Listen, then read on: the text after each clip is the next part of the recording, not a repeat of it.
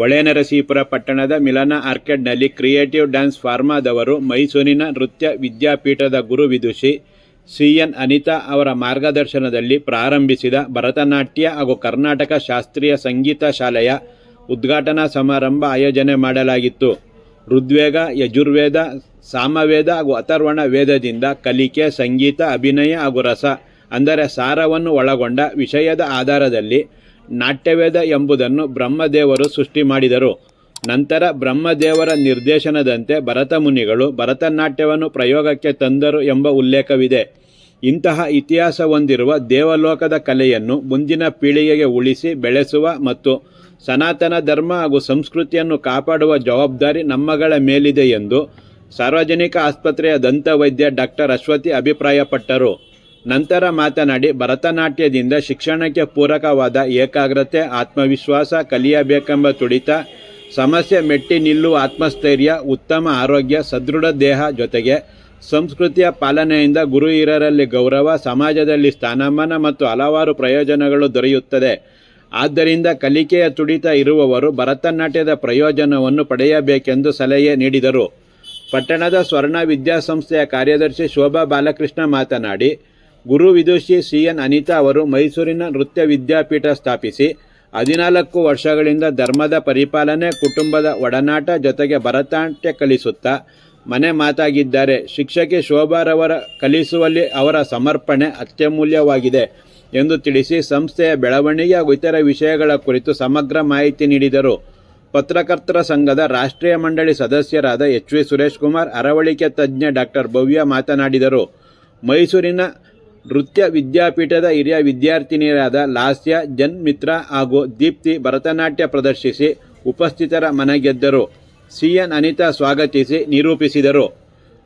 ಹಿರಿಯರಾದ Nagaratna, Radhamani, creative dance ಫಾರ್ಮಾದ ಮಾಲೀಕ ಹಾಗೂ ನೃತ್ಯ ಸಂಯೋಜಕ ಪ್ರಥಮ್, ಹಿರಿಯ ಪತ್ರಕರ್ತ ರಾಧಾಕೃಷ್ಣ, ಡಾಕ್ಟರ್ ವಿನಯ್, ಡಾಕ್ಟರ್ ಭವ್ಯ, ಡಾಕ್ಟರ್ ಅಜಯ್, ಲಕ್ಷ್ಮೀ ಕಿರಣ್, ರಂಜಿತಾ ಪ್ರಥಮ್ ಹಾಗೂ ಇತರರು ಕಾರ್ಯಕ್ರಮದಲ್ಲಿ ಉಪಸ್ಥಿತರಿದ್ದರು.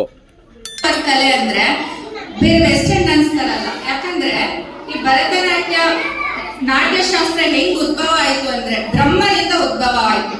ಬ್ರಹ್ಮನು 4 ವೇದಗಳಿಂದ ಅದನ್ನ ಸೃಷ್ಟಿ ಮಾಡ್ದ. ಇದು 5ನೇ ವೇದ ನಾಟ್ಯ ವೇದ ಅಂದ್ರೆ. ಸೊ ಫಾರ್ ಎಕ್ಸಾಂಪಲ್ ಇವಾಗ ಋಗ್ವೇದದಿಂದ ಇದ್ರ ಪಾಠ, ಮತ್ತೆ ಅಥರ್ವಣ ವೇದದಿಂದ ಇದ್ರ ಅಭಿನಯ, ಮತ್ತೆ ಇದು ಸಾಮವೇದದಿಂದ ಸಂಗೀತ, ಮತ್ತೆ ಇದು ಯಜುರ್ವೇದದಿಂದ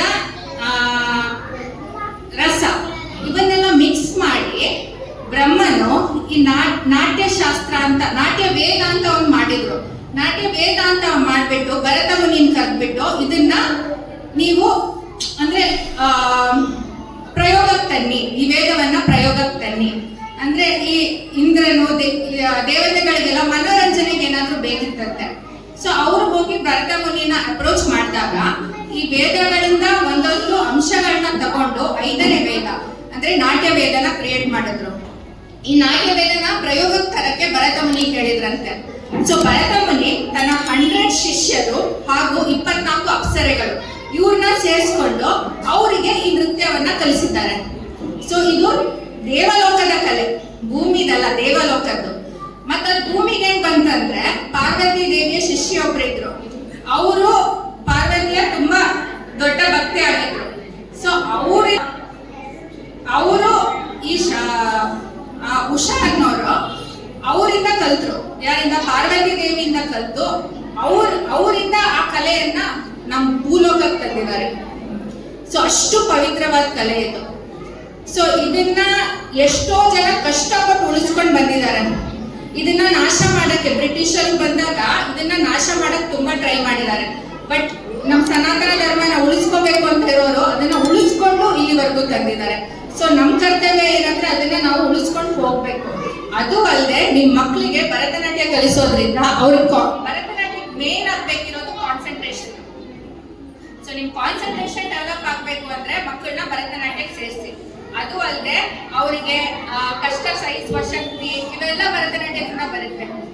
ಮೇನ್ಲಿ ಕಾನ್ಸಂಟ್ರೇಷನ್ ಡೆವಲಪ್ ಆಗುತ್ತೆ. ಇದು ಕಷ್ಟಗಳನ್ನ ಸಹಿಸುವ ಶಕ್ತಿ, ಮೆಮೊರೈಸೇಷನ್, ಕಾನ್ಸಂಟ್ರೇಷನ್ ಇವೆಲ್ಲ ತುಂಬಾ ಡೆವಲಪ್ ಆಗುತ್ತೆ. ಸೊ ನೀವು ಆದಷ್ಟು ನಿಮ್ಮ ಮಕ್ಕಳನ್ನ ಜಾಸ್ತಿ ಸೇರಿಸಿ. ಅದು ಅಲ್ಲದೆ ಇವಾಗ ನೀವು ನೋಡ್ತಾ ಇದ್ದೀರಾ ಹಾಸ್ಟೆಲ್ ಕೇಸಸ್ ಎಲ್ಲ ಜಾಸ್ತಿ ಆಗ್ತಾ ಇದೆ. ಸೊ ಎಲ್ಲರಿಗೂ ಫಿಸಿಕಲ್ ಆಕ್ಟಿವಿಟೀಸ್ ಬೇಕು. ಸೊ ಆ ಉದ್ದೇಶದಿಂದನೂ ನೀವು ಇದನ್ನ ಒಂದು ಇಂಟ್ರೆಸ್ಟ್ ಅಲ್ಲಿ ತಗೊಳ್ಳಿ. ಕಲಿತ್ಮೇಲೆ ನಿಮ್ಗೆನೆ ಇಂಟ್ರೆಸ್ಟ್ ಬರುತ್ತೆ. ಯಾಕಂದ್ರೆ ಇದಕ್ಕೆ ಒಂದು ಒಳ್ಳೆ ಹಿಸ್ಟ್ರಿ ಇದೆ, ಒಂದು ಒಳ್ಳೆ